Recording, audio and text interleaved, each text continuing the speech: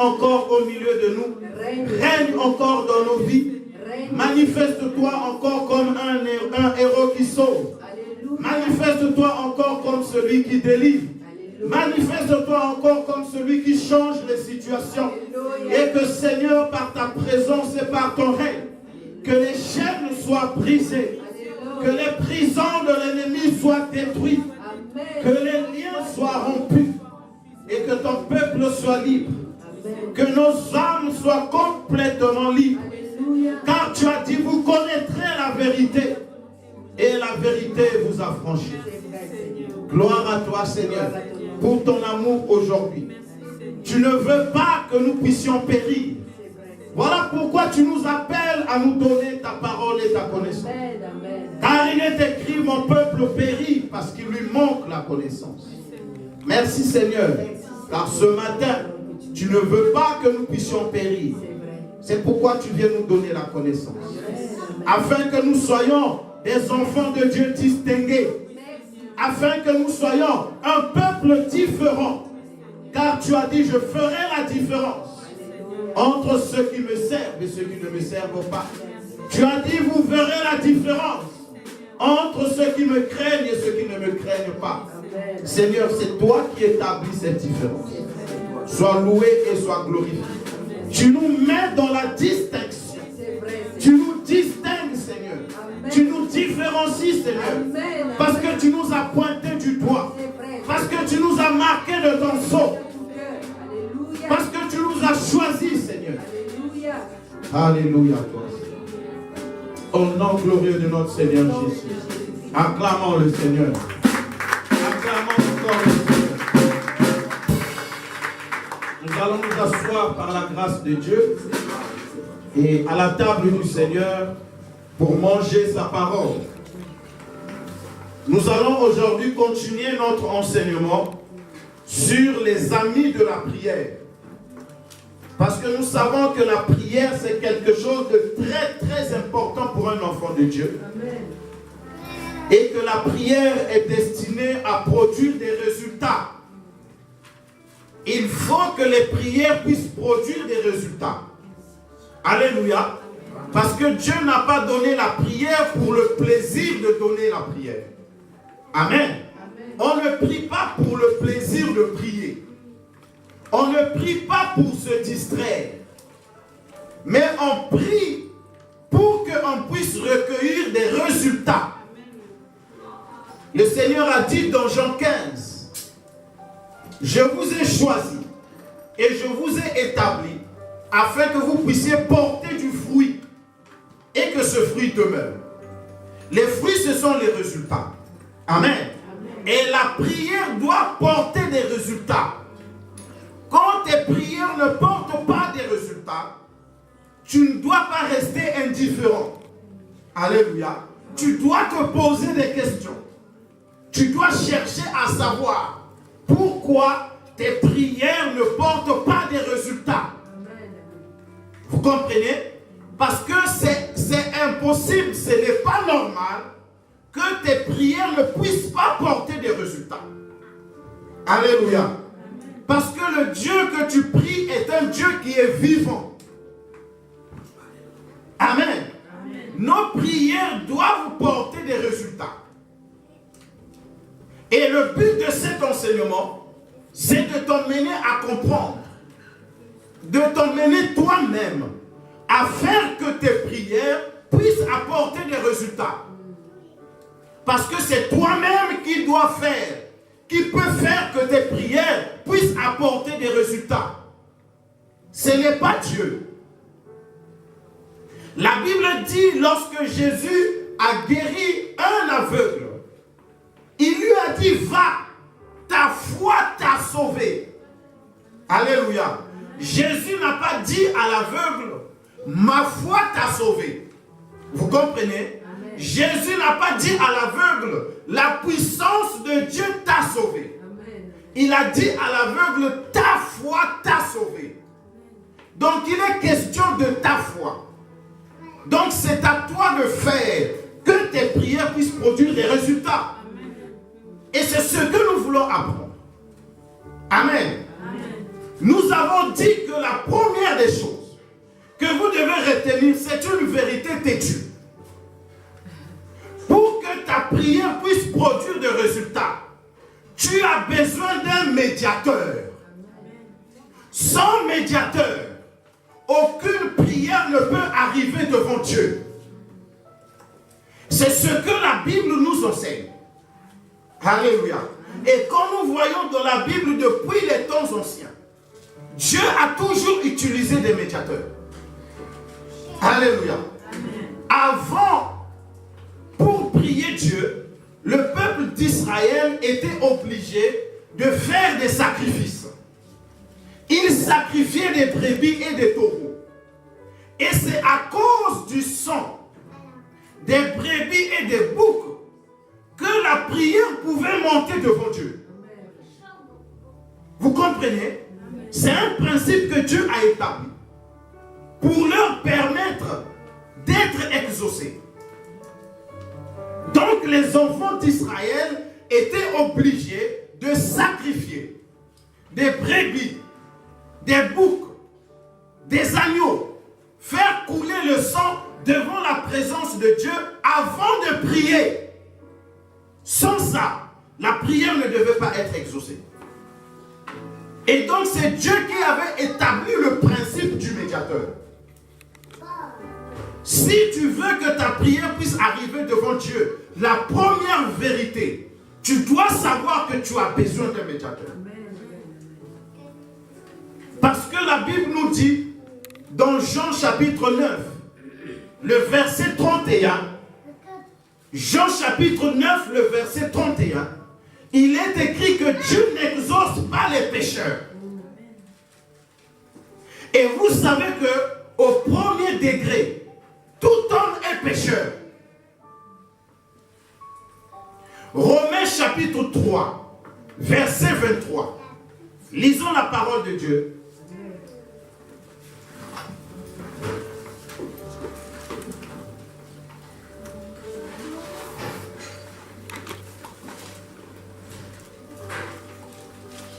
Alléluia. Romains chapitre 3, verset 23. Qu'elle tourne la Bible rapidement et nous fait la lecture. Je lis au nom du Seigneur. Amen. Romains 3, verset 23. Car tous ont péché et sont privés de la gloire de Dieu. Amen. Alléluia. Amen. Reste là, reste encore debout. La Bible nous informe, et la parole de Dieu c'est la vérité, Amen. Qui nous dit que tous ont péché. Dieu parle de tous les hommes. Amen. Ont péché et sont privés de la gloire de Dieu. Alléluia. Amen. Donc l'homme ne peut pas se présenter directement devant Dieu. Parce que tous les hommes sont des pécheurs. Amen. Lis Romains chapitre 5, verset 12.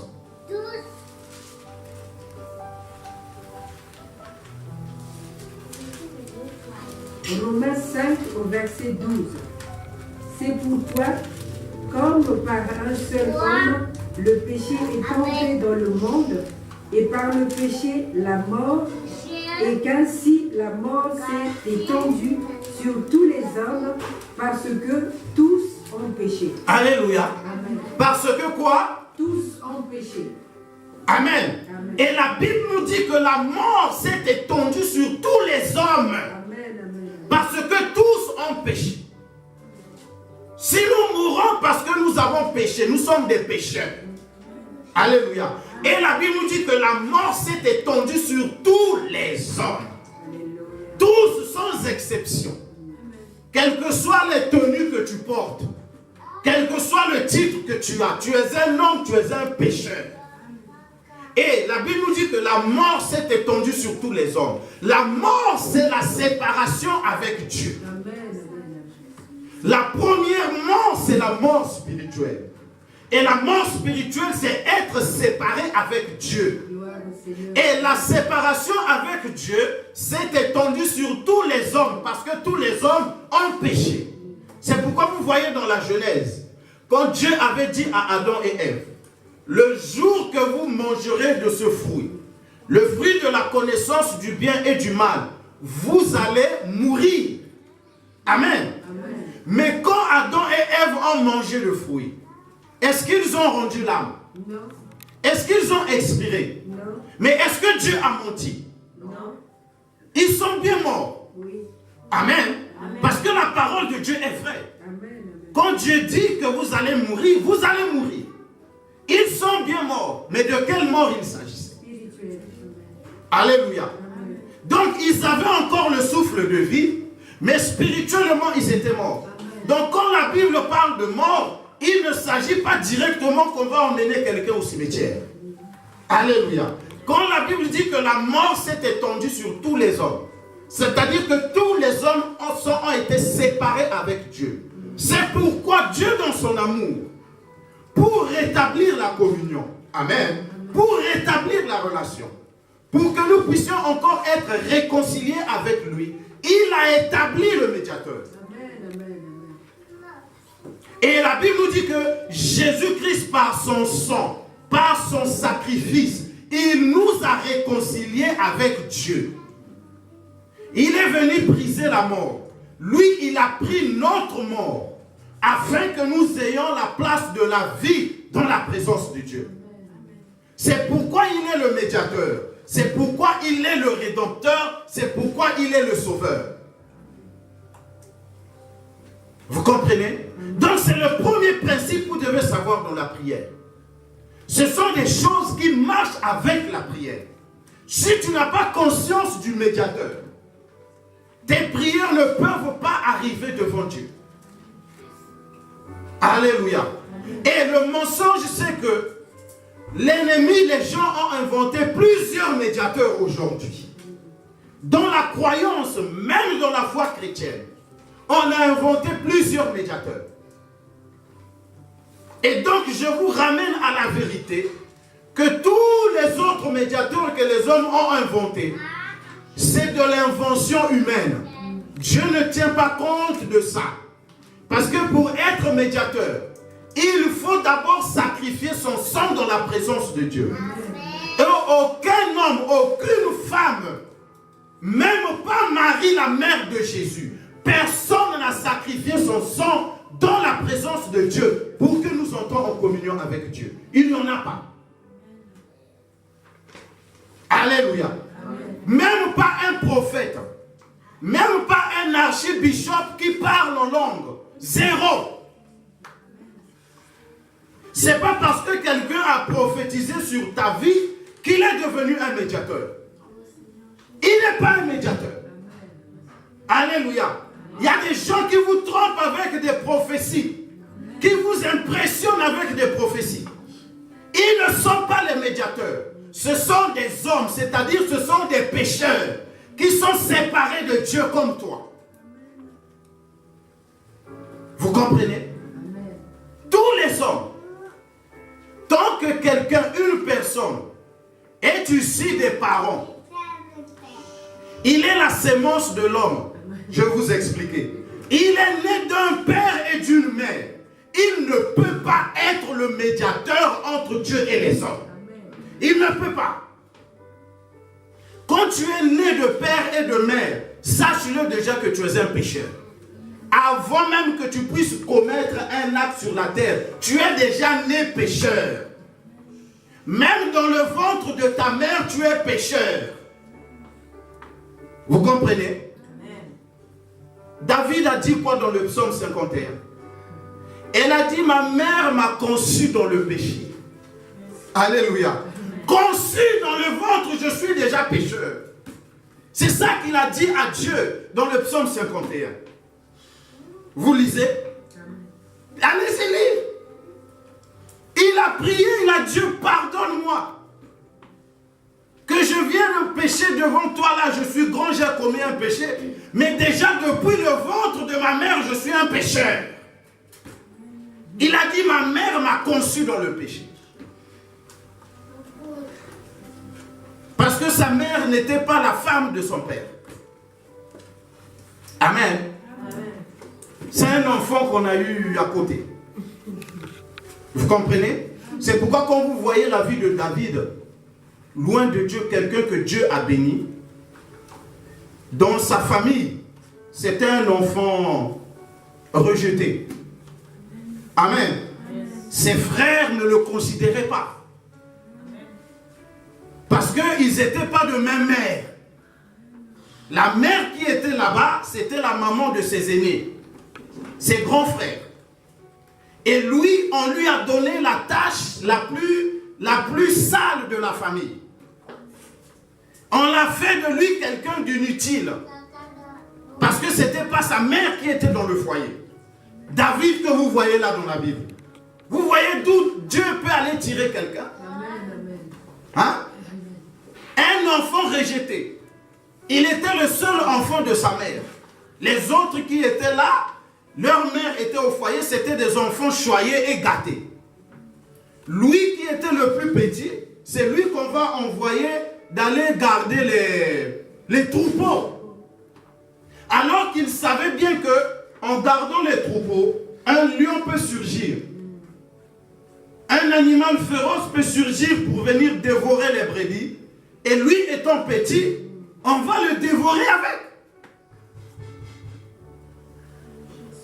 Vous comprenez? On va voir, il y a la porte chez ça. Amen. Et vous comprenez? C'est à cause de ça. On l'a mis là-bas de côté. C'était un enfant déconsidéré. Il ne mangeait pas à table avec ses frères. Lui, il mangeait avec le troupeau, avec les brebis. On ne se souciait même pas de sa vie. Quelle que soit la façon dont on te considère, même si on ne te considère pas, réjouis-toi d'une chose, Dieu a les regards sur toi. Amen, amen, amen. Vous savez, les enfants de Dieu, parfois vous souffrez, vous êtes en train de chercher la considération des hommes. Vous êtes en train de chercher que les hommes puissent vous donner de l'importance. Mais David, même ses propres parents ne lui ont pas donné de l'importance. Sa vie n'était pas importante pour eux. Amen. Amen. Mais Dieu avait les regards sur lui. Amen. Amen. Dieu ne considère pas ce que les hommes considèrent. Amen. Amen. Même si les gens ne te donnent pas de l'importance, sache-le que tu es un enfant de Dieu. Amen. Et que Dieu a les regards sur toi. Amen. Et vous savez qu'un jour, Dieu a envoyé le prophète Samuel pour aller choisir qui devait succéder au roi d'Israël. Et Dieu a envoyé le prophète Samuel dans la maison d'Isaïe. Isaïe est le père de David. Amen. Amen. Le prophète arrive dans la maison d'Isaïe. Il lui dit que je suis venu pour voir tes enfants. Le papa comprend que le prophète c'est un homme de Dieu. Et il ne se promène pas par hasard. C'est qu'il y a quelque chose qui va arriver. Et il s'est empressé à présenter les autres enfants. Les enfants que leur mère était là. Que lui considérait. Alléluia. Amen. Il a fait la discrimination, le papa. Il a commencé à présenter les enfants de l'aîné jusqu'aux jeunes qui étaient là, un à un. Dieu a dit au prophète, ce n'est pas cela. Alléluia. Oh, le père dit, mais tu me demandes les enfants. Mes enfants sont là. Et le Saint-Esprit parlait à l'intérieur du prophète. Vous savez, quand on est en face de vous, quand tu es en train de parler avec moi, d'un oreille je t'écoute, l'autre oreille je suis en train d'écouter le Saint-Esprit qui va m'attester sur ce que tu dis, tu mens ou tu dis la vérité. Amen. Quand on est homme de Dieu, c'est comme ça. Mais on ne te le montre pas, on ne te dit pas. Mais nous écoutons le Saint-Esprit. Quand tu es enfant de Dieu, partout où tu vas, écoute le Saint-Esprit. Il y a ce que les gens, la personne qui est en face de toi te dit, mais il y aura aussi ce que Dieu, dans ton cœur, il va te parler. Et c'est ce que le prophète Samuel avait fait. Le papa lui a présenté les enfants. Après, il va lui dire, Monsieur Isaïe, est-ce que c'est tout que tu as comme enfant? Tu n'as pas un autre enfant? Oh, le papa de David là a trouvé ça de bizarre, puisque lui-même il ne considérait pas cet enfant-là. Et le prophète lui a fait des instances. Il a dit, mais ce n'est pas cela. Parce que quand les enfants-là venaient devant le prophète allait les bénir. Dieu lui a dit, attention, ne les bénis pas. Parce que l'homme regarde ce qui frappe à l'œil. Mais moi, je suis en train de regarder le cœur. Je ne les ai pas choisis. Et le prophète a reculé. Il a dit au papa d'Isaïe, il y a un problème. Mais Dieu m'a convaincu qu'il y a un enfant ici. Mais il ne se trouve pas là. C'est là où le papa de David va dire, ah, tiens, ça veut dire je l'avais oublié celui-là. Son propre fils. Vous voyez dans la Bible. Toi aujourd'hui qui te plains, qui regrette, il y a telle personne, il y a peut-être tes parents qui t'affectionnent pas, bien aimé. C'est arrivé dans la Bible. Amen. Ne t'étonne pas. Tes propres parents. C'est là où il va dire, tiens, il y a un plus jeune, mais on ne le considère pas. C'est un jeune, il ne connaît rien, il ne sait rien faire, c'est un fainéant, c'est un idiot, c'est un rêveur. C'est pourquoi je l'ai envoyé garder les brebis. Voilà comment un père va présenter son enfant au prophète devant Dieu. Et dès que Samuel le prophète a écouté ses paroles, Dieu lui a parlé dans son cœur. Il lui a dit, c'est celui-là dont je te parle. Amen. Amen. Le prophète a dit, allez-y le chercher. Le père d'Isaïe, oh, mais comment? J'ai dit, allez-y le chercher. Alléluia. On est allé chercher David. Dès qu'il est rentré, dès que le prophète l'a vu, l'Esprit de Dieu lui a dit, voilà l'homme selon mon cœur. Celui que les hommes, déjà ses propres parents, l'ont rejeté, l'ont négligé. Amen. Et c'est lui que Dieu va oindre pour roi en Israël. Amen. Amen. C'est lui avec l'Esprit de Dieu, je vous dis qu'il disait dans le psaume 51, que ma mère m'a conçu dans le péché. Amen. Il a dit à Dieu, pardonne-moi, je suis un pécheur. Donc un homme, c'est un pécheur. Un homme né, une personne née d'un père, d'une mère, c'est un pécheur. La Bible est claire. Qui que tu sois, tu es un pécheur. Tu es prédicateur, tu es un pécheur. Tu es prophète, tu es un pécheur. Tu es archibishop, tu es un pécheur. Tu es le pape, tu es un pécheur parce que tu es un homme. Si on cherche, on va trouver ton père, on va trouver ta mère, on va trouver tes frères et sœurs. Vous êtes des pécheurs, malgré les tenues que vous allez porter. Donc c'est impossible que tu sois un médiateur. Amen. Impossible. Jésus, notre sauveur, notre médiateur, poussez un peu la porte.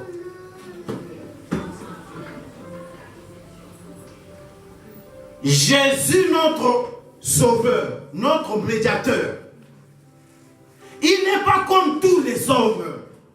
Voilà pourquoi il est le médiateur. Jésus est différent de tous les hommes. Jésus n'est pas né comme toi et moi. Depuis la révélation, depuis la Genèse, dans chapitre 3, Dieu avait dit au serpent, lorsque le serpent a trompé Adam et Ève, suivez-moi bien. Lorsque le serpent a trompé Adam et Ève, Dieu a dit ceci. Il a dit au serpent, dorénavant tu vas ramper, tu vas marcher en rampant, en te déplaçant par le ventre. Dorénavant. Ça veut dire qu'avant, le serpent ne rampait pas. Il était debout. Et il était habitué à Adam et Ève dans le jardin. C'était leur voisin. Comme tous les animaux. Parce que si c'était la première fois que Ève avait vu le serpent, elle allait fuir. Amen. Si tu croises un serpent, tu vas fuir. Tu ne vas pas rester là à bavarder avec un serpent. Amen. Tu vas fuir. Donc il l'avait vu, il était habitué. C'est pourquoi ça a permis qu'il puisse avoir une conversation. Où est-ce que je vais en venir? Quand Dieu a dit au serpent que tu vas ramper et tu mangeras la poussière toute ta vie, il a dit ceci: la postérité de la femme t'écrasera la tête. Amen. Et toi, tu lui mordras le talon. Vous comprenez? C'est dans Genèse 3. Suivez-moi bien. Suivez bien la parole de Dieu. Dieu a dit ceci: la postérité de la femme écrasera ta tête. Et toi, tu lui mordras le talon. La postérité de la femme, là, qui devait venir, qui devait écraser la tête du serpent, c'est Jésus. C'est lui le médiateur. Et quand il a dit, mais lui va te mordre le talon. Quand le serpent mord, la blessure, ça fait couler le sang. Et c'est Jésus qui a versé son sang. C'est la prophétie qui s'est accomplie. Et ce que je vais vous dire, à la place de ce médiateur-là, ça ne pouvait être que Jésus. Parce que Jésus est le seul homme qui est de la postérité de la femme. On dirait que vous ne comprenez pas. Toi et moi, nous ne sommes pas la postérité des femmes. Nous sommes la postérité des hommes. Vous comprenez? Parce que pour nous avoir, pour que nous on puisse naître, l'homme a participé. Ce sont nos papas qui nous ont engendrés. Amen. Amen. Tu as compris? C'est ton père qui t'a engendré. Tu ne comprends pas? Demande les professeurs en biologie. Tu es la sémence de ton père. Tu n'es pas la sémence de ta mère. Jésus n'est pas la sémence d'un être masculin. Il est la sémence d'une femme. Il n'y a que Marie qui a donné l'œuf. C'est tout. Amen, amen, amen. Et acclamez le Seigneur. Dieu avait dit à Satan, ça sera la sémence de la femme. Amen. Pas la sémence d'un homme. Amen. Toi et moi, le pape, les cardinaux, les bishops sont des sémences des hommes. Amen. Yes. Comment ils vont être le médiateur? Alléluia. Vous comprenez la parole? Amen. Tu es la sémence d'un homme. C'est ton père qui t'a engendré. Ta mère t'a conçu, mais c'est le père qui t'a engendré. La mère est une porteuse seulement de la semence. La semence n'est pas à elle. Vous comprenez? Elle porte la semence. Mais ce n'est pas elle qui engendre. C'est le papa qui engendre. Dieu n'a pas dit à Sarah que ta descendance va remplir la terre. Il a dit à Abraham, tes descendants seront nombreux. C'est à l'homme qu'il a dit multipliez-vous. Mais quand il va parler au serpent, il va lui dire que ça sera la sémence de la femme. Du jamais vu. C'est la première et la dernière fois dans la Bible qu'on parle de la sémence de la femme. Partout vous allez lire de l'Ancien Testament, on vous parle toujours de la sémence de l'homme, les descendants de l'homme, les descendants de l'autre, les descendants d'Abraham, les descendants de celui-ci, que les descendants des hommes. Le peuple d'Israël sont les descendants de Jacob. Jacob, c'est leur père, c'est leur ancêtre. C'est toujours l'homme. C'est la première fois que Dieu parle de la descendance de la femme. Comme Dieu avait dit ça, Marie a conçu Jésus sans Joseph. Parce que Dieu avait dit, ça sera la descendance de la femme. Donc la parole de Dieu est venue s'accomplir. Le Saint-Esprit l'a couvert de sa puissance. Et Marie seule, une femme, a conçu une descendance. Là, tu as compris? Amen. Parce que tous les hommes sont des descendants des hommes. C'est la sémence de l'homme. Mais Jésus est la sémence de la femme. Amen. Amen. Amen. Il est le seul homme, être sur la terre, qui a été la sémence de la femme. C'est pourquoi tous les hommes sont pécheurs, sont conçus dans le péché, sauf Jésus. Amen. Yes. Amen. Amen. Sauf Jésus. Amen. Amen. C'est pourquoi dans Jean 9, quand Jésus a guéri un aveugle, les pharisiens ont dit ceci. Nous savons que Dieu n'exauce pas les pécheurs. Que quelqu'un puisse accomplir un tel miracle de la part de Dieu, ça veut dire que Dieu est avec lui. Ça veut dire que ce n'est pas un pécheur. Jésus n'est pas un pécheur. Jésus a pris nos péchés. Mais il n'est pas un pécheur. Donc, lui est le seul médiateur. Amen. Amen. Ça, c'est la sémence de la femme. Que Dieu avait déjà dit à la Genèse, au chapitre 3. Il avait prévenu Satan. Satan qui était dans le serpent. Il lui a dit, la sémence de la femme t'écrasera la tête. Mais comme Satan n'a pas la révélation, il n'a pas compris qu'est-ce que Dieu voulait dire par sémence de la femme. Il a écrasé la semence des hommes. Alléluia.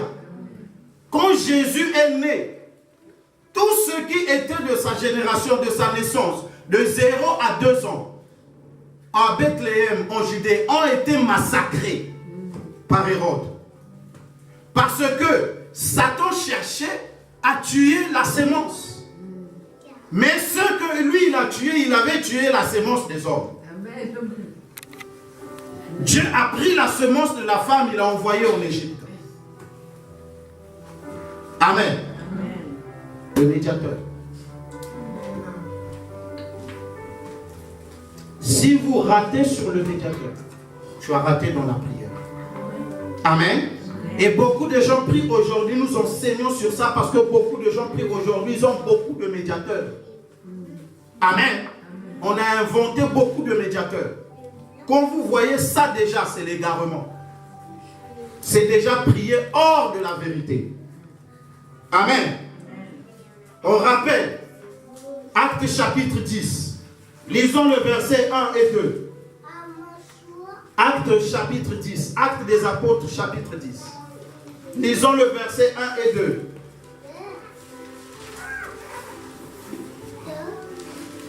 Il y avait à Césarée un homme appelé Corneille, qui était officier dans la troupe romaine appelée cohorte italienne.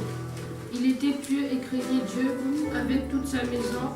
Il donnait beaucoup d'argent au peuple et ne cessait de prier Dieu. Amen. Continue. Vers 3 heures de l'après-midi, il vit clairement dans une vision un ange de Dieu entrer chez lui et lui dire « Corneille !» Il fixa les regards sur lui et, rempli de crainte, répondit « Qu'y a-t-il, Seigneur ?»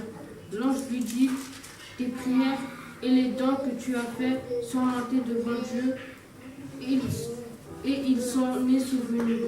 Maintenant, envoie des hommes à Jaffa et fais venir Simon surnommé Pierre. Il est logé chez un certain Simon, un tonneur dans la maison, se trouve près de la mer. » Amen. On peut s'arrêter là. L'histoire de Corneille est très édifiante pour nous. Amen. Vous savez que Corneille, dont on parle dans la Bible, il est le premier païen, il est le premier homme des nations d'avoir reçu le Saint-Esprit comme les apôtres et les premiers disciples. Quand le Saint-Esprit est descendu le jour de la Pentecôte, il n'y avait que les Israélites dans la salle. Amen. Il n'y avait aucun étranger. Donc Dieu avait d'abord visité son peuple, ceux qui avaient cru en Jésus-Christ, faisant partie de la nation d'Israël. Vous comprenez? Aucune autre nation dans le monde, mais seulement les gens d'Israël. Et parmi les gens d'Israël, Dieu avait choisi ceux qui avaient cru en Jésus. Parce que tout Israël n'a pas cru en Jésus. Les autres l'ont rejeté. Mais ceux qui ont cru le jour de la Pentecôte, dans Actes chapitre 3, dans Actes chapitre 1 plutôt, 5 à 8, ils ont été remplis du Saint-Esprit. Amen. Maintenant, Dieu voulait que le Saint-Esprit puisse atteindre aussi les autres nations, les autres peuples. Amen. L'Esprit de Dieu n'est pas une exclusivité de certaines d'une catégorie de gens. Dieu voulait atteindre aussi d'autres nations. Et la première personne d'origine païenne, donc d'origine d'une autre nation à part Israël, qui va recevoir le Saint-Esprit dans sa maison, on appelle ça la deuxième Pentecôte. Ça va se passer dans la maison de Corneille. Alléluia. Pour une deuxième fois dans la Bible, il va avoir effusion du Saint-Esprit comme le jour de la Pentecôte. Et ça va se passer dans la maison de Corneille. Et la clé de Corneille, c'était un homme qui priait, mais qui donnait aussi des aumônes aux pauvres. C'était un homme bon de cœur. Tu ne peux pas prier et avoir un cœur méchant. Ça ne marche pas. Alléluia. Amen. Tu ne peux pas prier et avoir la méchanceté dans la vie. C'est une clé de la prière. C'est un ami de la prière. Amen. Quand tu pries, il faut être bon, il faut être bien avec les gens dans la vie. Il faut user de bonté. Corneille, à son époque, comme il avait les moyens, eh bien, il partageait, il faisait les aumônes. Il donnait aux pauvres. Donc, il était bon avec les gens. Alléluia. Amen.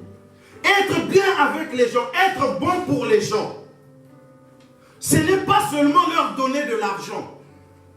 Amen. Donner des bons conseils à quelqu'un, c'est aussi être bon pour cette personne.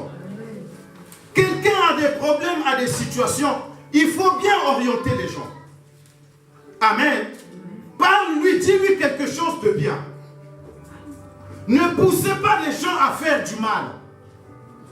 Ne conseillez pas les gens dans des mauvaises directions. C'est aussi de la méchanceté. Donner un mauvais conseil à quelqu'un, c'est de la méchanceté. Tu ne peux pas prier et donner de mauvais conseils aux gens. Il y a des chrétiens qui prient. Il est en train d'encourager son ami à prendre, à sortir avec la femme de quelqu'un. Il y a des chrétiens qui prient. Elle est en train d'encourager une sœur à sortir avec le mari de quelqu'un. Est-ce que ça, c'est de la bonté? C'est la méchanceté de pousser les gens à faire du mal. D'encourager les gens à faire du mal. Tu encourages quelqu'un à voler. Tu encourages quelqu'un à tricher. C'est la méchanceté. Et tu pries. Amen. Corneille avait la prière et une bonté de cœur. Dieu lui a dit, c'est Dieu qui lui a dit, que tes prières et tes aumônes, amen, c'est une association. C'est des choses qui vont ensemble. Et en français, est conjonction de coordination. Ça veut dire c'est un ajout. C'est plus ce que nous appelons en mathématiques l'addition. Amen. Ça plus ça. Tes prières plus tes aumônes. Tes prières plus ta bonté du cœur. Tes prières plus le bien que tu fais aux gens. Tu dois associer les deux pour que tes prières arrivent auprès de Dieu. Aujourd'hui, nous savons la majorité des gens. 90% des gens qui prient, ils sont méchants. ils n'ont pas la bonté du cœur. Maintenant, les prières ne sont pas associées à la bonté du cœur. Et Dieu ne peut pas exaucer. Les prières sont sorties de ta bouche. Et tes prières attendent la bonté du cœur pour être exaucées. Dieu a dit à Corneille, tes prières plus tes aumônes sont montées devant moi. Voilà pourquoi j'ai dépêché un ange. Dieu a envoyé un ange.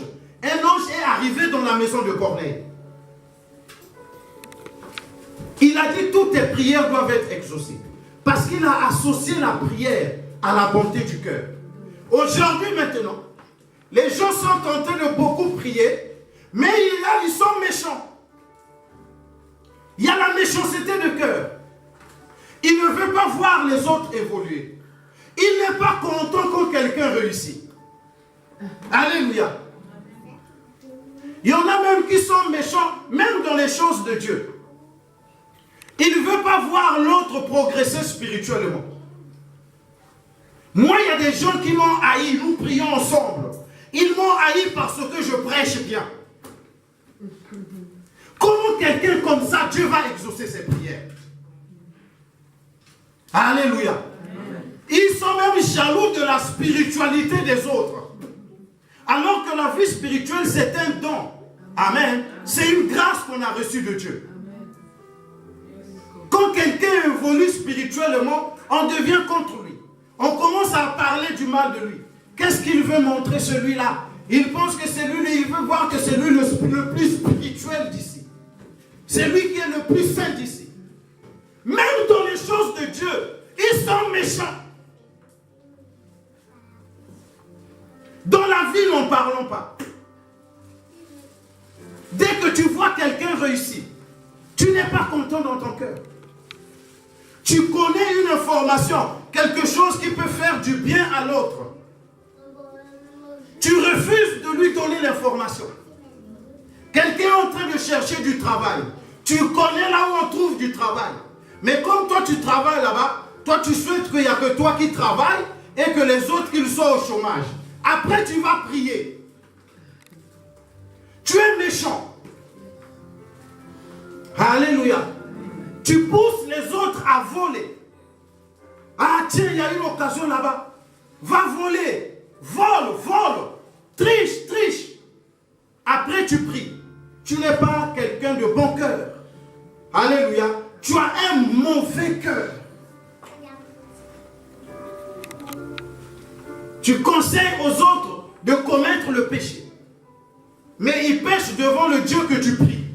Mais il a péché, il va commettre les péchés aidé par tes conseils à toi. Tu es méchant. Tes prières ne vont pas être exaucées. Il faut donner aux gens des bons conseils. Amen. Et orienter les gens dans des bonnes directions. C'est la bonté du cœur. Au moins, tu ne peux pas lui donner l'argent, mais tu lui as donné un bon conseil. Comme l'apôtre Pierre et Jean ont dit au boiteux, nous n'avons ni or ni argent à te donner. Mais au nom du Seigneur Jésus-Christ, lève-toi et marche. Au moins, tu pourras aller travailler, tu pourras te débrouiller dans la vie. Amen.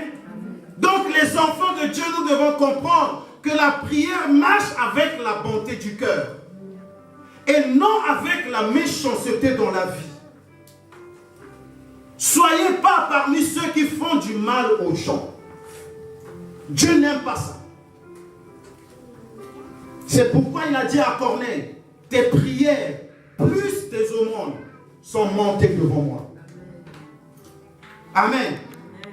Et dans sa maison, quand l'apôtre Pierre va venir prier, vous lisez cette histoire dans Acte 10, il va avoir l'effusion du Saint-Esprit dans la maison de Corneille. Les gens vont parler en langue pour la deuxième fois après la Pentecôte dans la maison de Corneille. Et l'apôtre Pierre était même étonné. Il a dit, voilà, ceux-là parlent en langue, il leur arrive le don du Saint-Esprit comme à nous le jour de la Pentecôte. C'était la même chose.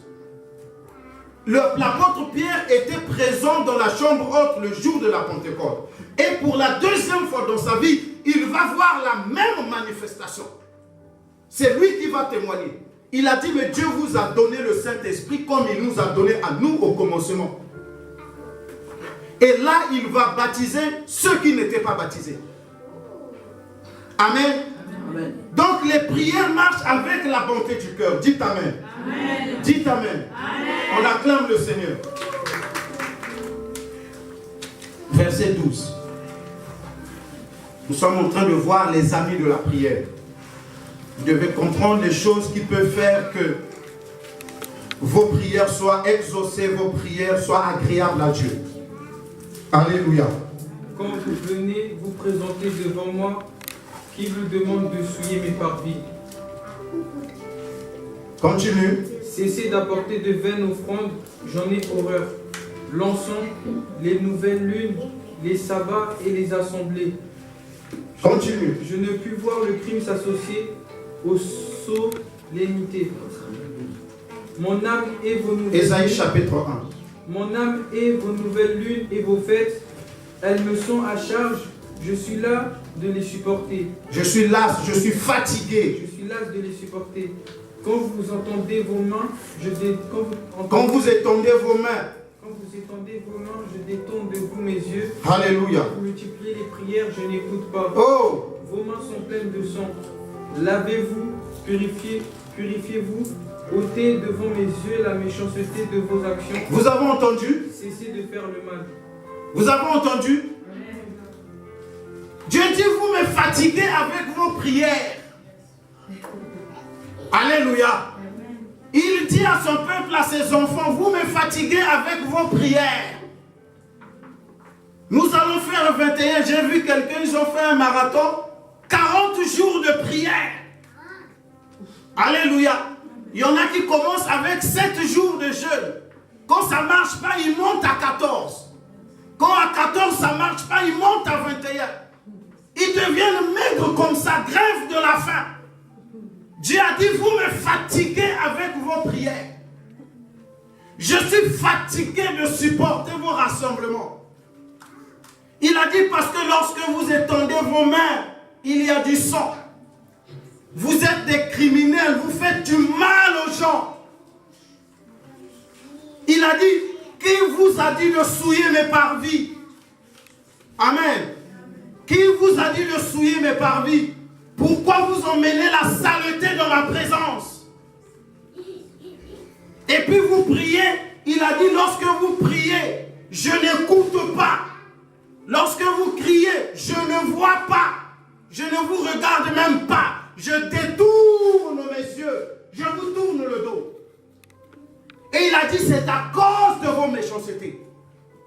Parce que tu ne peux pas associer la prière avec la méchanceté. Ainsi parle le Seigneur. Il a dit, qui vous a enseigné d'associer la prière avec la méchanceté? Qui vous a enseigné cela? Peut-être que c'est votre pasteur. Amen. Peut-être que c'est votre prophète.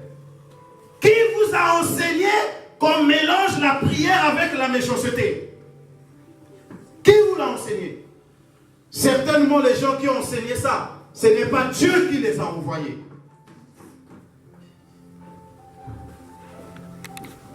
Il a dit, lorsque vous étendez vos mains, je détourne les regards. Amen. Amen. Il a dit, je suis fatigué de vos prières.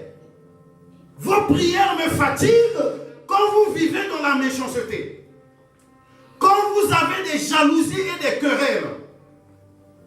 Vous avez du sang dans la main. Vous êtes des envieux et des criminels. Il a dit, quand vous étendez vos mains, je vois du sang. Parce que vous avez fait du mal aux gens.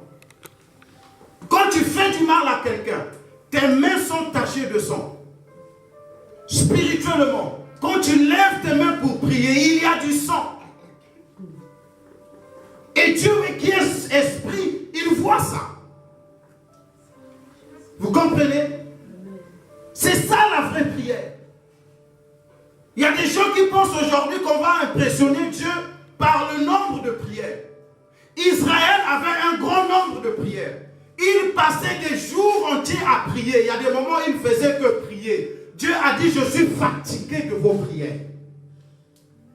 Parce que quand vous finissez de prier, dans la vie, vous allez pratiquer la méchanceté.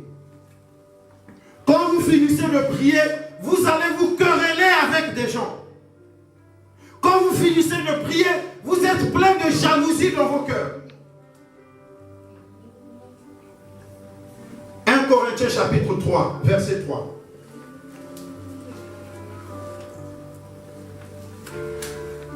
Corinthiens chapitre 3, verset 3.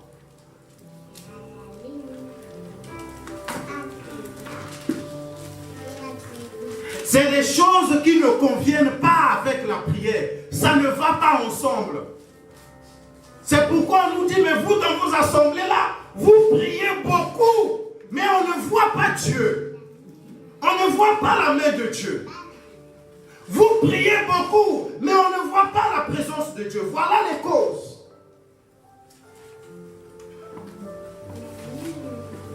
Tant mieux savoir que nous prions. Si nous voulons que nos prières portent des résultats, nous devons regarder à la parole. 1 Corinthiens chapitre 3, verset 3. Lisons la parole de Dieu. D'ailleurs, même maintenant, vous ne le pouvez pas parce que vous êtes encore aimés par votre nature. En effet, puisqu'il y a parmi vous de la jalousie, des disputes et des divisions, n'êtes-vous pas dirigés par votre nature? Allez, amen. Parce qu'il y a parmi vous de la jalousie et des querelles. Vous êtes des personnes querelleuses.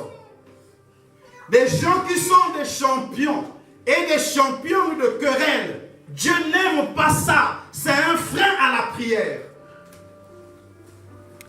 Parce que dans les querelles, tu vas insulter des gens que Dieu a créés à son image et à sa ressemblance. Tu vas dénigrer les enfants de Dieu. Tu vas dénigrer les créatures de Dieu. Quelqu'un qui se querelle, il finit toujours par insulter les gens. Amen. Dans la querelle, il y a toujours des insultes. La seule façon d'éviter les insultes, c'est d'éviter de se quereller. Vous comprenez? Et il a dit, quand vous êtes des gens qui se querellent et que vous avez de la jalousie, un enfant de Dieu jaloux ou jalouse, il n'est pas content quand les autres réussissent. La jalousie vient aussi de ce que tu te compares aux autres. Alléluia. Tu as toujours les yeux dans ce qui se passe dans la vie des autres. Et tu fais des comparaisons. Et en faisant des comparaisons, tu as maintenant l'esprit de jalousie. Tu deviens jaloux parce que tu te compares aux autres. Et Dieu a dit, quand il y a au milieu de vous, donc dans vos cœurs, de la jalousie, si quelqu'un a quelque chose, c'est Dieu qui l'a béni. C'est Dieu qui lui a donné cela. Amen. Tu n'as pas à être jaloux. Si tu veux la même chose, prie Dieu que Dieu te le donne. Tu n'as pas à être jaloux. Donc tu n'as pas à te comparer aux autres. Parce que Dieu a aussi prévu des choses pour toi qu'il n'a pas donné aux autres. Donc la jalousie est faite. Ce que Dieu t'a donné, il n'a pas donné aux autres. Ce qu'il a donné aux autres, il ne t'a pas donné. Ne sois pas jaloux. Ne compare pas. Les femmes ont ce problème-là. Un grand problème chez les femmes. Mariées. Qui comparent toujours ce que les autres femmes ont. Si son mari a fait cela pour lui, Dieu qui a touché le cœur de cet homme, de le faire, c'est le même Dieu que tu pries. Amen. Alors prie Dieu qu'il touche aussi ton mari à toi pour qu'il fasse la même chose si tu veux la même chose. Mais c'est Dieu qui décide. Ça ne sert pas d'être jalouse. Ne te compare pas aux autres. La grâce, c'est la grâce. Dieu fait grâce à qui il veut. Il fait grâce là où il veut. Quand vous avez de la jalousie et vos querelles dans le cœur, beaucoup de jalousie. Vous voyez maintenant dans les assemblées, les gens qui prient, ils sont là en train de prier, avec plein de jalousie dans le cœur, avec plein de querelles dans la vie. Ouvre seulement dans les réseaux sociaux. Après avoir prié, il a déjà fait les audios, il est en train d'insulter les autres. Il a publié les audios. Des personnes querelleuses, les querelles. Il n'y a que ça maintenant dans les réseaux sociaux. Et ce sont des gens qui vont prier. Arrêtez tout simplement de prier. Arrêtez, Dieu est fatigué de vos prières. À la place des aumônes, tu as les prières et les querelles. Tu as les prières plus la jalousie. Tu as les prières plus la méchanceté. Acclamez le Seigneur. Demande à celui qui est à côté de toi. Tu as les prières plus quoi? La question est dans son cœur.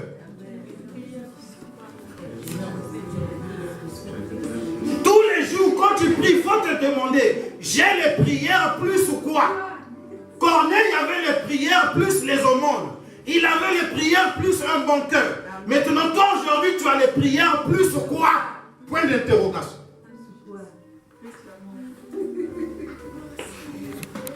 Voilà ce qui se passe dans les assemblées. C'est pourquoi dans Ésaïe 1, Dieu a dit, je suis fatigué de vos assemblées. Je suis fatigué de vos prières. Quand vous étendez les mains, je détourne le regard. Je tourne le dos. Quand tu cries Dieu, dès qu'il voit comme ça, hey! Dès que tu veux lever les mains, voilà, hey! 1 Timothée chapitre 2.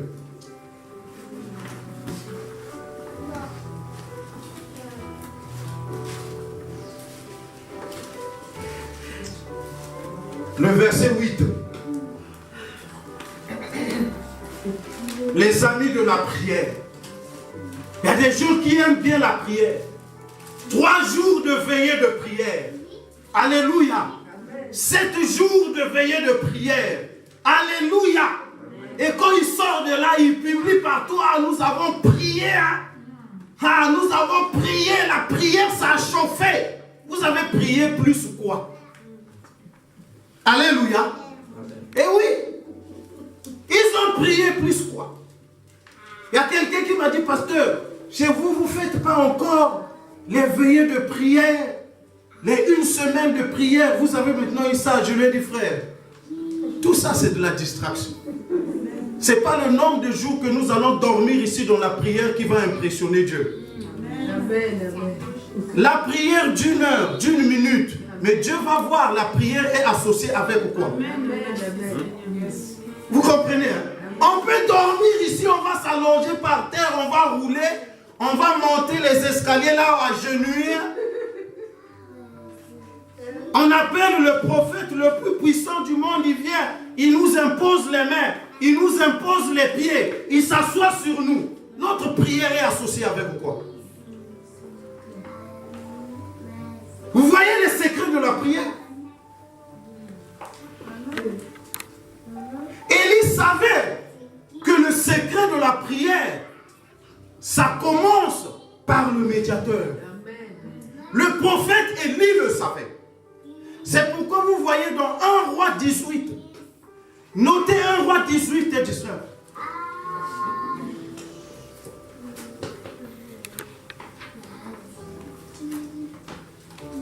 Pourquoi Dieu me dit de parler juste de ce point-là?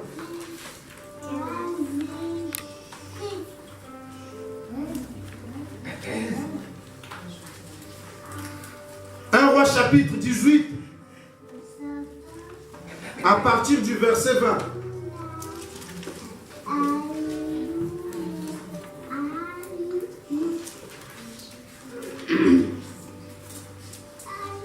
Prenez les notes et vous allez lire à la maison. Suivez-moi. Amen. Ce jour-là, le prophète Élie voulait. Il savait que là, aujourd'hui, là, Dieu doit nous répondre automatiquement aujourd'hui par le feu. C'est pourquoi on l'appelle prophète de feu. Il y avait un problème en Israël. Le peuple d'Israël était en train de s'égarer, de suivre les dieux de Baal. Ils commençaient à prier et à invoquer des démons, le peuple de Dieu. Ils sont allés consulter des magiciens. Dieu était en colère. Il a envoyé le prophète Élie. Élie est venu en Israël. Et pourtant le roi, c'était un Israélite. Mais il avait épousé Jézabel, une femme qui était magicienne, fille d'un sorcier et elle-même sorcière. Elle avait hérité la sorcellerie de ses parents. Sa mère, une magicienne, son père, un sorcier, plus un magicien. Imaginez l'enfant et la fille qu'ils ont mis au monde. Et le roi d'Israël va épouser une femme comme ça. Il va épouser cette femme-là seulement à cause de sa beauté. Parce que Jézabel était très belle de figure. Ça, ce n'est pas des critères pour un enfant de Dieu. Ce n'est pas les critères pour un enfant de Dieu. Ou bien pour dire mieux, tu ne dois pas t'arrêter par là. Il y a d'autres critères que tu dois associer. Parce que tu as une destinée spirituelle. Tu as une destinée de gloire. Tu ne peux pas te limiter aux choses matérielles. Tu ne peux pas te limiter aux choses visibles. Et le roi d'Israël s'est limité à la beauté de Jézabel. Il n'a pas vu la sorcellerie qu'il y avait derrière. Elle était tellement belle. Et cette femme-là a emmené l'idolâtrie et l'apostasie en Israël. C'était trop. C'était arrivé au comble. Dieu a dépêché le prophète Élie. Élie est venu. Il a dit aujourd'hui, comme le peuple est en train de s'égarer, nous allons lancer un défi. On veut savoir en Israël aujourd'hui, est-ce que c'est l'Éternel qui est Dieu ou bien c'est Baal de Jézabel qui est Dieu? Il faut qu'on tranche. On va savoir aujourd'hui. Il y en a trop. Il y en a des prophètes de Baal qui étaient en train de prêcher, d'exhorter les gens à croire en Baal, à prier Baal, à adorer Baal, un autre Dieu.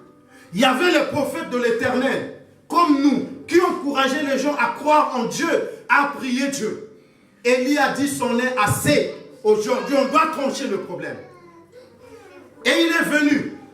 Il a dit, Éternel, je veux qu'on sache en Israël aujourd'hui, est-ce que c'est Baal qui est Dieu ou bien c'est toi?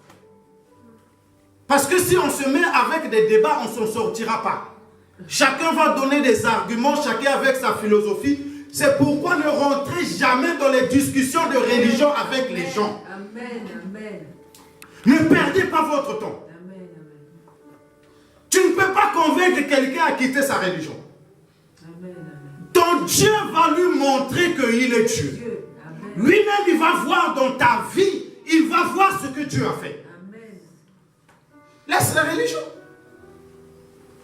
Et Élie, pour que la puissance de Dieu descende, pour que le feu descende du ciel, il a d'abord mis en place le sacrifice. Il a d'abord rétabli l'autel de Dieu. Amen. Après, comme il fallait un médiateur, à l'époque, c'était les animaux qu'on sacrifiait. Amen. C'est pourquoi il va prendre des taureaux, il va sacrifier. Amen. Et quand il va élever la voix, d'abord il va demander au prophète de Baal, vous priez votre Dieu. Le Dieu qui va répondre par le feu, c'est lui le véritable Dieu. Ils vont prier du matin jusqu'à midi. Baal, réponds-nous, Baal, exauce-nous, Baal, Baal, Baal. Quand ils sont arrivés vers 10 heures, ils avaient commencé à 6 heures. 4 heures de prière. Il n'y avait rien. Quand ils sont arrivés vers 10 heures, le prophète Élie est venu leur dire, criez encore plus fort. Peut-être que votre Dieu dort ou bien il est parti en voyage. Priez encore plus fort, criez encore. Ils n'ont pas compris l'ironie d'Élie, ils ont encore chauffé à crier, Baal, tu nous as abandonnés. À 12 heures, Élie est venu dire, bon, vous avez plus de voix même pour prier. Arrêtez le cinéma. Mettez-vous de côté. Amen. Amen. De 6 heures à 12 heures, Élie est venu. après avoir rétabli l'autel, il a pris le médiateur, le sacrifice, il a sacrifié. Le sang a coulé. Il a levé la voix, il a dit, Éternel, qu'on sache aujourd'hui que tu es Dieu en Israël et que je suis le prophète que tu as envoyé. 3 phrases. Le feu est descendu. Amen. Donc il ne s'agit pas de beaucoup de prières. C'est avec quoi ta prière est associée. Amen. Donc 1 Timothée 2, verset 8, tu as dit quoi? La parole de Dieu. Amen. Je veux donc que les hommes prient en tout lieu. Écoutez bien. Je veux donc que les hommes prient en tout lieu, en élevant les mains pures, sans colère ni mauvaise pensée. Alléluia. C'est un bon français. Hein? Là, c'est clair. Amen. Il dit, je veux donc que les hommes prient en tout lieu. Ça, c'est la première des choses. Amen. Dieu n'est pas contre la prière. Amen. Prier pour vous, c'est bien. C'est conseillé par Dieu. Ne pas prier aussi, c'est un péché. Il a dit, je veux donc que les hommes prient en tout lieu. Après, il a ajouté, il a dit, en élevant les mains pures, sans colère. Les mains pures, ça veut dire que tu n'as pas fait du mal aux gens. Tu n'as pas passé ton temps dans la semaine en train de faire du mal aux gens. Et la colère, c'est le cœur. Alléluia. Il ne doit pas avoir de la haine dans ton cœur. Car Dieu va regarder 2 choses. Il va regarder tes mains, s'ils ne sont pas tachés de sang. Après, il va regarder ton cœur, si tu n'as pas la colère et la jalousie. C'est pourquoi il a dit, je veux que vous élevez les mains pures et sans mauvaise pensée ni colère. Les mauvaises pensées et la colère se trouvent dans le cœur. Tu penses du mal des gens, même si quelqu'un t'a déçu, même si quelqu'un t'a offensé. Tu ne dois pas avoir des mauvaises pensées.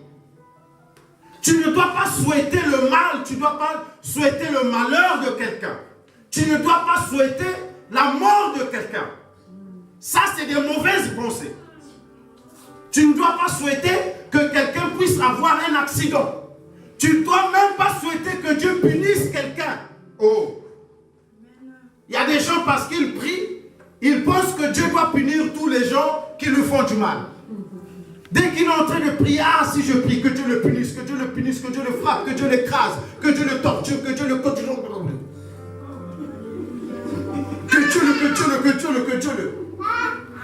Que Dieu le frappe, que Dieu l'écrase, que Dieu lui donne des sabotages, que Dieu lui donne des gifles, que Dieu lui donne... Que Dieu quoi? Mauvaise pensée. Sans mauvaise pensée ni colère. Il y a des gens, quand ils attrapent une colère maintenant là, si on ne fait pas attention, si on ne fait pas attention jusqu'à ce que Jésus va revenir, c'est le retour de Jésus qui viendra mettre fin à cette colère. Il dort, il se réveille, la même colère. Il rappelle toujours les mêmes fautes qu'on lui a commises.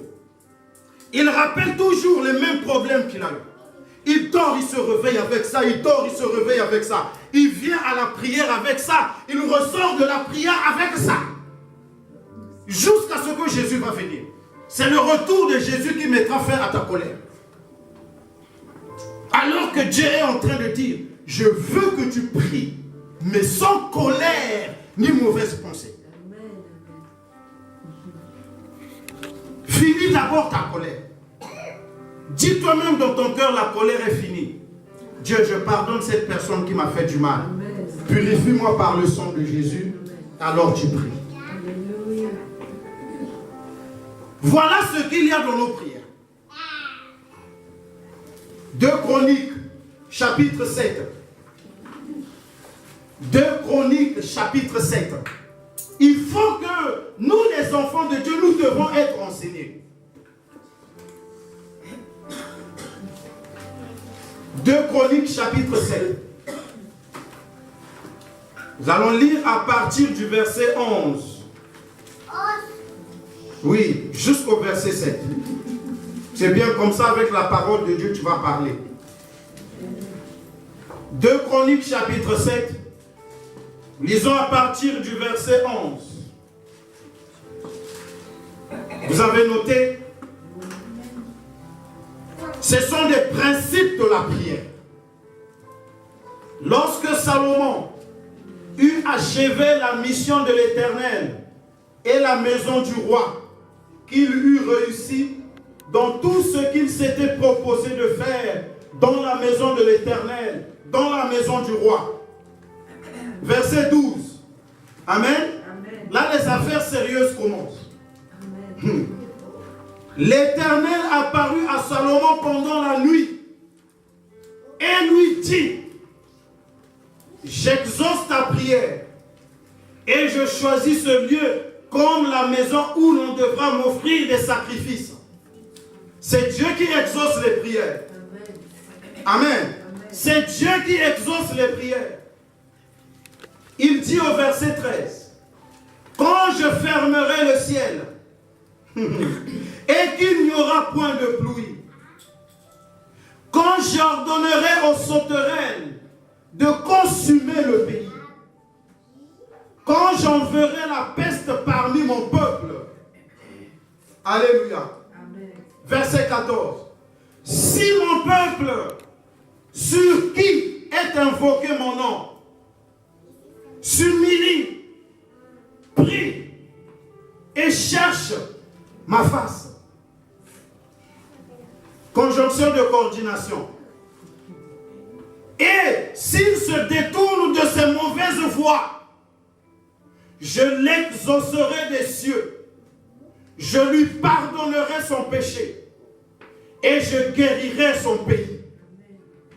Mes yeux seront désormais ouverts et mes oreilles seront attentives à la prière faite en ce lieu. Alléluia. Si mon peuple sur qui est invoqué mon nom,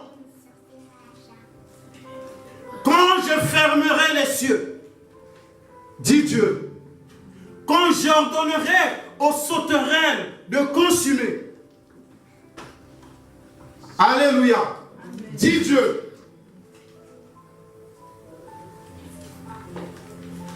de consumer le pays, quand j'enverrai la peste parmi mon peuple,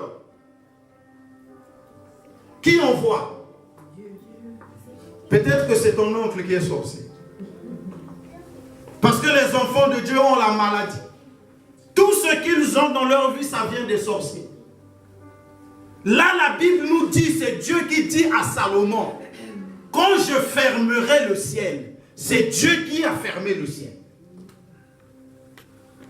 Ça veut dire, quand le ciel est fermé, ça veut dire, vous constatez que les prières ne sont plus exaucées, ça ne monte plus.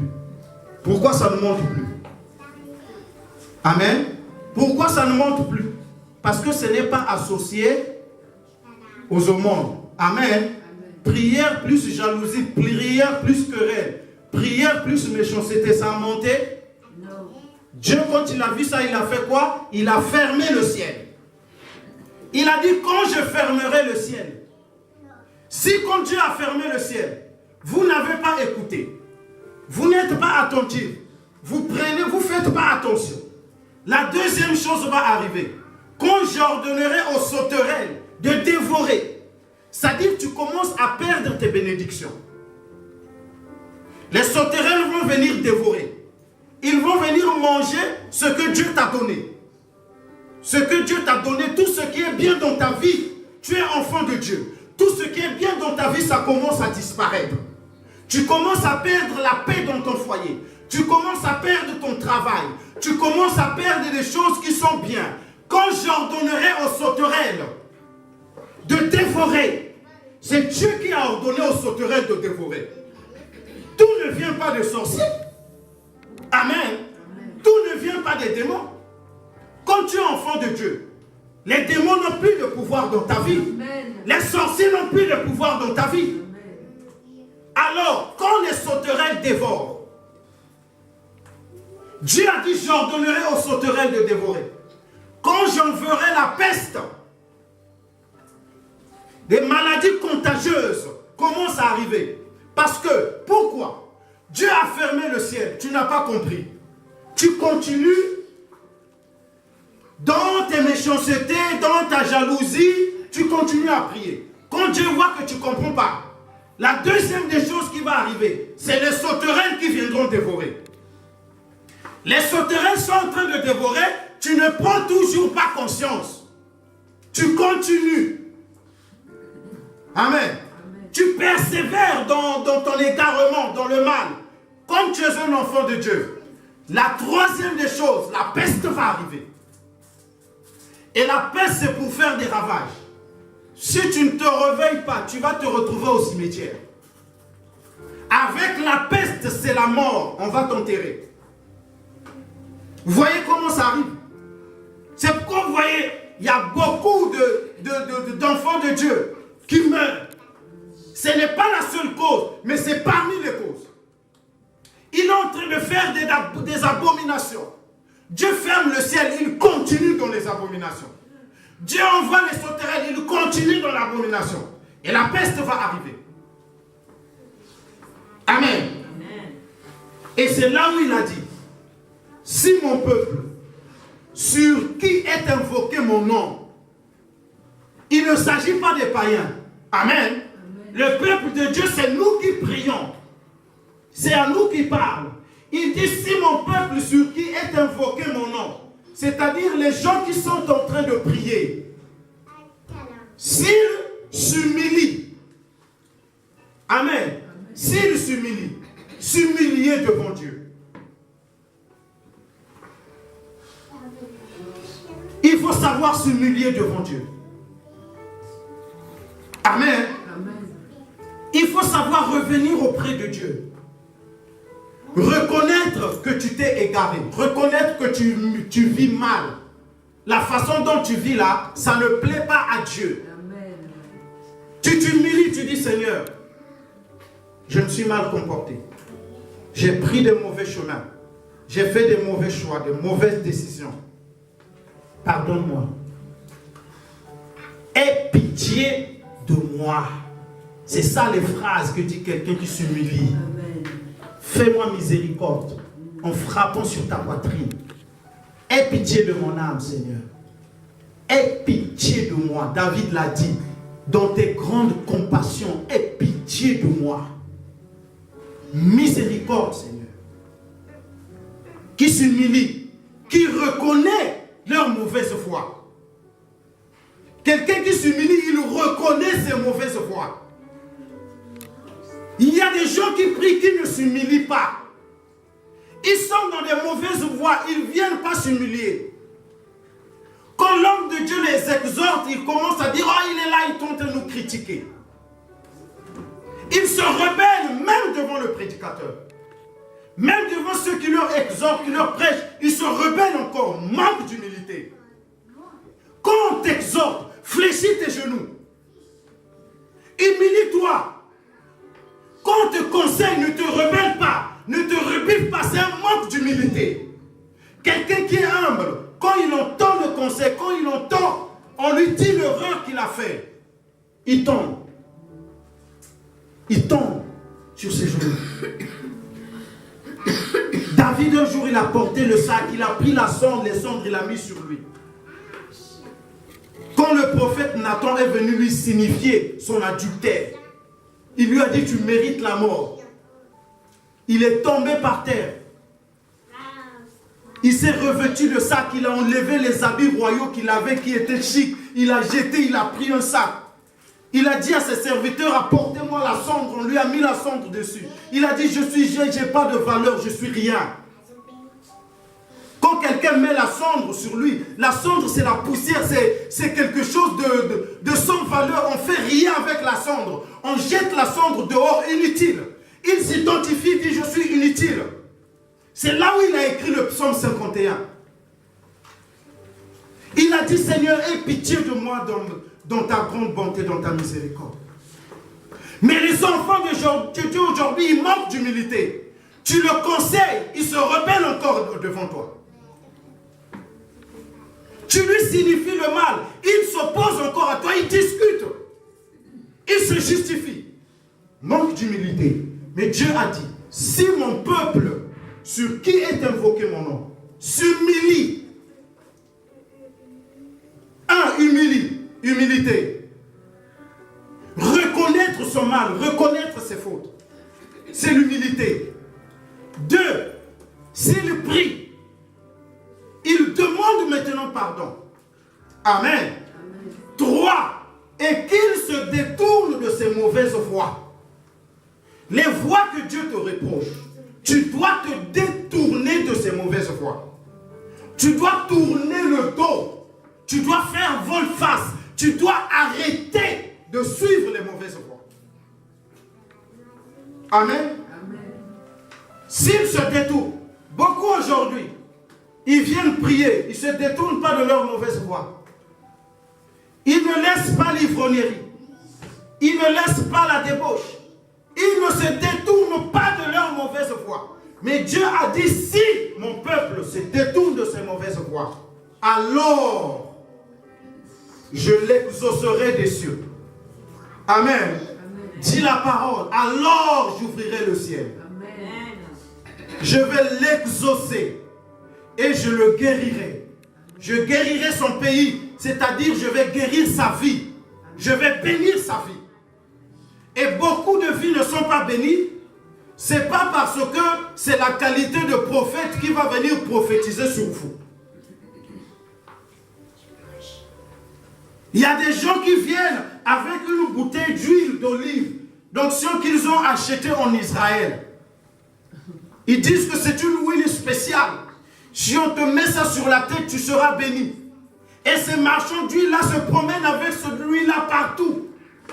Ils ramassent l'argent. On met l'huile devant toi que si on te met cette huile-là, Dieu va te bénir. Dieu a dit dans sa parole, si tu te détournes de tes mauvaises voies, tu n'as pas besoin qu'on puisse mettre l'huile sur toi. Tu n'as pas besoin qu'on puisse s'asseoir sur toi. Tu n'as pas besoin qu'on puisse prophétiser sur toi. Même si on prophétise sur toi, si le ciel est fermé, il est fermé. Dieu attend que tu te détournes de tes mauvaises voies. Et le peuple de Dieu n'est pas béni parce que beaucoup ne se sont pas détournés de leurs mauvaises voies. Ce sont des principes têtus. Alors, je guérirai son pays. Je l'exaucerai des cieux. Ce sont les amis de la prière. Ce sont des choses qui vont ensemble avec la prière. Ce sont des amis, tu ne peux pas les séparer. Ce sont des amis inséparables de la prière. C'est ça les clés de la prière. On nous a fait avaler ça lorsqu'on était en disciple. On nous a dit ce verset-là, vous devez retenir ça dans la tête. C'est pourquoi quand je me mets debout comme ça, je ne regarde même pas dans ma Bible. Je suis là. Si mon peuple sur qui est invoqué mon nom s'humilie, prie et se détourne de ses mauvaises voies, alors je l'exaucerai des cieux et je guérirai son pays. Amen. Vous me voyez lire dans la Bible? Retenez parce que c'est très important. C'est ça le problème des gens qui prient. Dieu n'exauce pas. Est-ce qu'ils se sont détournés de leur voie? Mauvaise voie. Est-ce qu'ils se sont humiliés? Amen. Amen. Dieu a dit, je guérirai ton pays. Et je guérirai ton couple. Si vous vous détournez des mauvaises voies, alors Dieu guérira. Amen. Si mon peuple sur qui est invoqué mon nom, il ne s'agit pas des païens, il s'agit de ceux qui prient, de toi et de moi. Nous avons même composé une chanson sur ça, pour que ça reste dans nous. Si mon peuple sur qui est invoqué mon nom, il a dit à Salomon, puis Dieu dit à Salomon, va dire à mon peuple, s'il se détourne de ses mauvaises voies, s'il s'humilie et prie, alors je l'exaucerai dessus. Et je guérirai son pays. N'endurcissez pas vos cœurs. Dieu parle tantôt une fois. Peut-être que tu n'auras plus l'occasion d'écouter un enseignement comme ça. Retiens-la, sois transformé aujourd'hui. Prends ça dans sa vie, fais de ça ton mode de vie. C'est la parole de Dieu. Fais de cette parole ton mode de vie. Pendant des jours, j'ai laissé ma Bible ouverte sur cette parole-là. Je la regardais, je réfléchissais sur ça.